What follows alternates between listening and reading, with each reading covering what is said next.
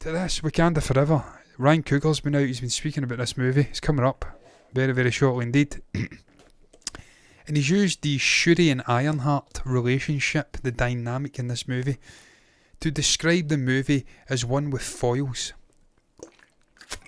It's a movie which features plenty of foils. And having read about the Namor mutant villain or anti-hero, because the actor who portrays him has been out and described his character as shirking the Hollywood trend of making all Hispanic or Latino actors villains. He says he's a hero or an anti-hero in this case. Having read about that character, his background, the culture, I'm seeing the sort of foil thing there as well with Wakanda. This underwater culture has a lot of similarities with Wakanda, but they deviate in certain ways that makes them villainous, and the other one, or maybe more lusty for violence and battle than Wakanda is. Obviously in this case he is speaking though, Ryan Coogler, about Shuri and Ironheart, and he describes it, the dynamic of them. And this is what he says, I'll go right down to it. During a recent interview with EW Entertainment Weekly about the new Black Panther Wakanda Forever trailer, Coogler teases the dynamic between two characters set to play important roles in the MCU movie. Incidentally, I'm discussing this because it goes off on a tangent speaking about Ironheart that just fascinates me, and I want to get into that briefly. Because we were discussing this, big personalities missing from this universe, and just a youthful edge missing. A lot of the main players are older, they're in their 40s now. Maybe time to hand up the superhero capes and helmets and hammers and give it to a new generation. I'm not saying that's going to happen, and I don't think anybody else can play these characters, and you certainly don't want to be fucking using multiverse as a way of bringing in some inferior youthful version. That's not what I'm saying. That's like society in general, replacing older, steady, experienced hands with these sort of gimmicky students who buff their way into roles or jobs. That's like a whole other fucking conversation I'm not going to get into. But as you did, you can see he's been out speaking about Shuri and Riri, I believe her name is. And as you see here, I'll just get into the actual quote. I'll not do this shit paraphrasing the quote. I'll read the actual words of the man. That seems more sensible to me. He had this to say: the film deals with a lot of things, but one of them is foils. People who exist in contrast, but there's a thread of similarity. In this film, we get to see Shuri meet someone who has some things in common with her, but also very, very different. As you can see, why so important to the universe. She's really... yeah, Tony Stark, light, if you would like. This brilliant mind, maybe not the philanthropist brilliant mind that Tony was, but a young, bright mind who creates this suit. It's very similar to War Machine, very similar to Iron Man. And she's got a bit of an edge to her. And she's bringing that energy, and she's bringing that sort of Tony Stark energy that we've been missing. And that says it, man. I maintained this was a big fucking movie for Marvel if they can get the handing of a baton, I should say, of Black Panther just right, cast it correctly. This could give us a huge personality we need for an Avengers movie. Avenger level events, building up to an Avengers movie. We need more personality. Is Letitia right that? Is it Michael B. Jordan? Is it someone else? Other?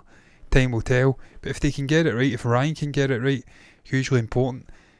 I've never seen this little aside though, where we could maybe get two personalities for the price of one in this movie. Could we be looking here at the Tony Stark replacement? I know we've got Ironheart, and they're exploring a lot of this potentially. I certainly think we can. I mean, you see it there, it's similar overlays. I seen it in the trailer. I thought right away that looks like an Iron Man type suit, and it was. I'm aware of Ironheart, not of the backstory. People educated us in the comments, and I'm glad they did. I'm now reading this, and as you can see here, she could actually end up filling the giant Tony Stark-sized void that has existed in the MCU ever since Robert Downey Jr.'s beloved character sacrificed himself at the end of Endgame. However, those are some big shoes to fill. They certainly are, and obviously you'd have blowback against that. You would have the inevitable misogynists coming out and saying, "Oh great, they've replaced Robert Downey Jr. with this young black woman. Woe betide.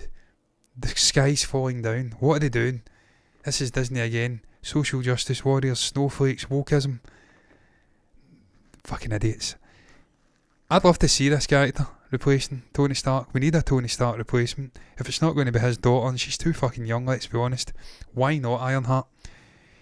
And again, it just adds so much stakes to add the S in late to this movie. It adds so much to this movie, building upon its sort of anticipation, the building of the movie coming out, but also building up to these two Avengers movies. I was reading another fucking article. We've got potentially a writer for Secret Wars. We've already got the writer and director in place for Kang Dynasty.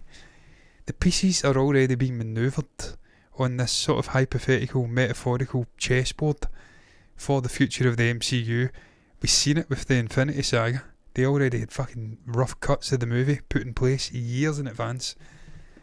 They know what they're doing here, and the success of this movie ultimately will determine how far over an Ironheart gets, how far over, in terms of with the fandom, that's like a wrestling terminology I'm plucking out of my arse here, Letitia Wright potentially gets with Black Panther. It's a hugely important movie, and I'm really fucking hoping that Ryan Coogler gets it right. He gets the balance of Chadwick Boseman's legacy right in the movie, and that he can really handle these characters and project them, give them a great foundation moving forward. Posters. I love these fucking posters, man. Little asides, aplenty in this show. This one would look perfect on my wall, and I'm going to fucking buy it. I'm not going to lie. I love the colours, the blues, the greens. It's a traditional superhero movie lineup thing going on there, but there's depth to it, man. You've got the Panthers, you've got obviously Shuri's Black Panther, I'm going to say, right there. And also Namor, and it's just very cool. Really, really cool poster. There's 3, incidentally, and I love them all. That one is fucking absolutely incredible. Namor's helmet, I believe that is, the villain. And the silhouettes, it's just beautiful, really well constructed posters for this movie.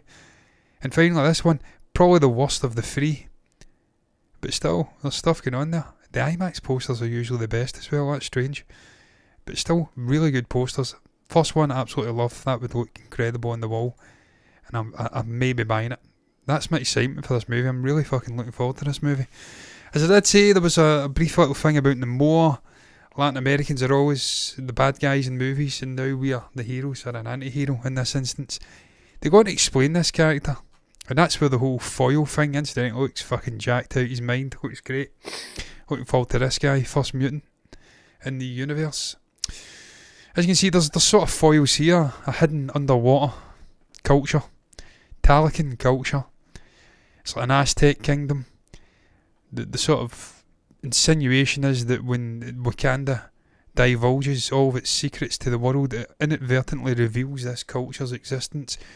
It gives the game away. They are butthurt about this, as you would, and they come out and they attack Wakanda. That's the sort of pretext of the story. They use the vacuum of T'Challa's death, his absence, as a way to strike at Wakanda.